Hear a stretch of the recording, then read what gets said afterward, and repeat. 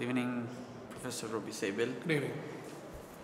You are both an academic and a diplomat because you have experience as a scholar at the Hebrew University as professor of international law, but also you have been dealing with diplomatic issues at the Foreign Ministry of Israel as a legal advisor. So you are perfectly aware of the sensitivity of the issue of the holy place of Jerusalem, both for the daily life of the people and in particular for the negotiations between Israelis and Palestinians. So do you think it would be possible in an informal, confidential way between experts from both sides to have a dialogue, to try to focus on some issues and to try to build some constructive activities between them in order to facilitate the communication and to help hopefully the negotiation between Palestinians and Israelis? Yes, well, I should emphasize a retired diplomat. First of all, I'd like to recommend you for your initiative. I think it's a very useful initiative.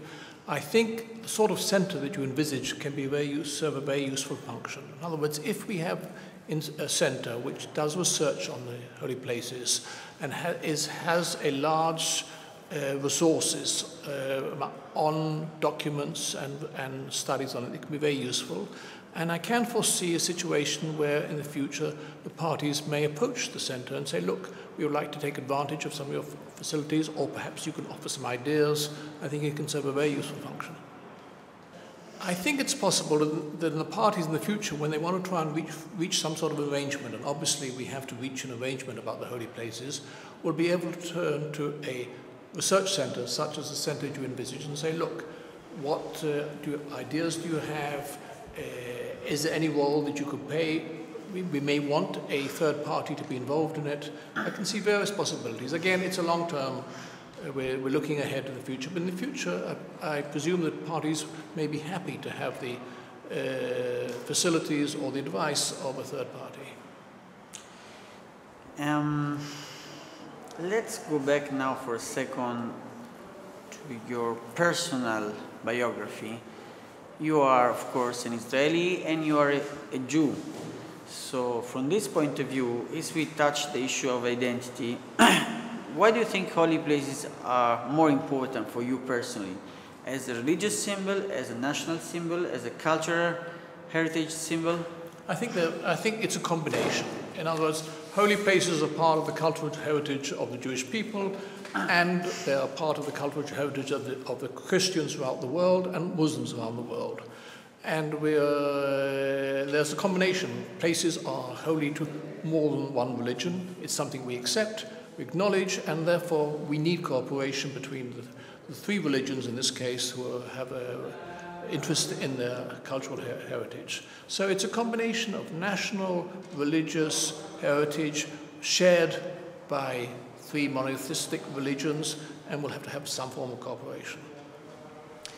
And taking into account your profession, particularly your knowledge about international law and legal technicalities, what do you think would be the role of lawyers and legal scholars in this center and these common activities between Palestinians and Israelis, which is not formally a negotiation, but it has the ambition to give a positive contribution to it? I think in two fields. One is precedence. Excuse me? One possible field of where lawyers can be of great value is the question of precedence. Are there any other cases which have been solved and can it be useful? And the second is drafting. In other words, when you're drafting and understanding, this will require a knowledge of international law. And I think the lawyers can play the role in both spheres. That of providing precedents insofar as there are. Secondly, of trying to draft in language that will be acceptable and will reflect the intention of the parties. And this is what a good legal draftsman can do. He also has to know that various terms have technical meanings, and they should be used deliberately and not inadvertently if they are using technical terms.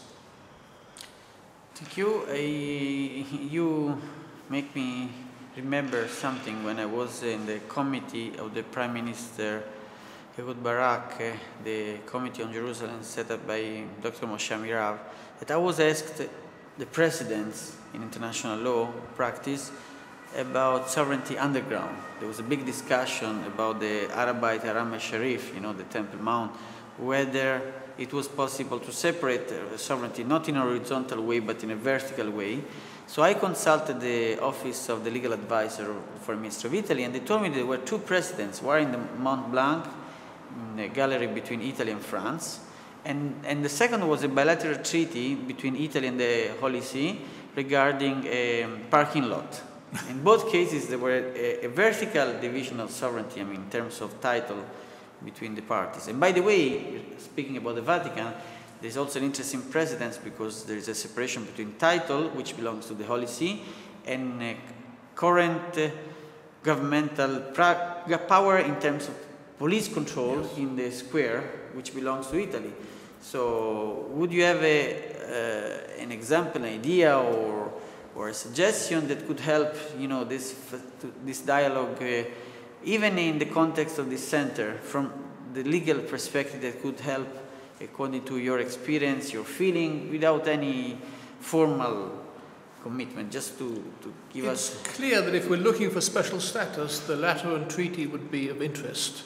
Whether it's whether it's completely relevant or not, I don't know. But obviously, when you're looking at trying to find some special, that would be of interest. Okay. One more question? Yes.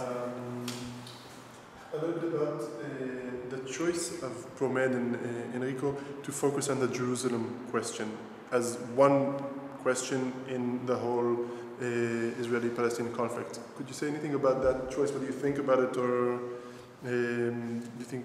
I think Jerusalem is particularly volatile and delicate question because of the religious interests. It's less so in other cases, but here we do have sites that are holy to three religions, and that's why Jerusalem requires a special international involvement, and I think all sides must acknowledge there's need for international involvement because of this very special situation in Jerusalem. Thank you. Thank you.